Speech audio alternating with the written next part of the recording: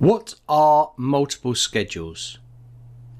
So inside of this live interactive webinar, you'll see under webinar details, we have add schedules.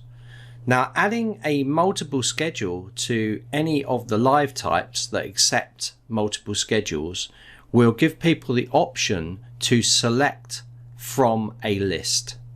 So if we look at how this is set up now as a single session, you're going to see that you just have one option.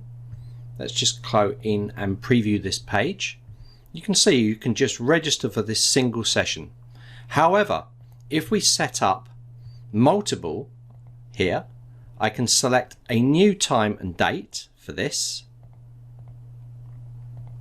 and I can add more to these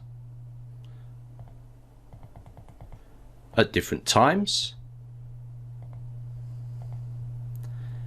And now your user will have the option to select which session they go to.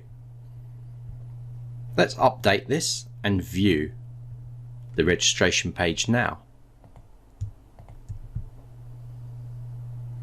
So now we can actually select a schedule. So if your user wishes to go on the 17th, they can select this and they can register for that particular schedule.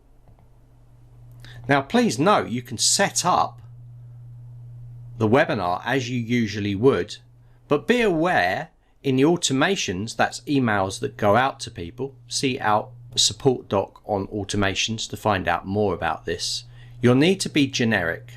So as the automation will go out to people that are going to any of these sessions, be sure not to put the date in there.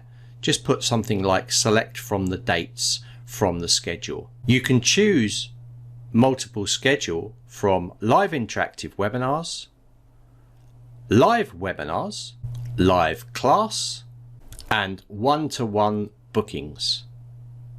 Also has a scheduler.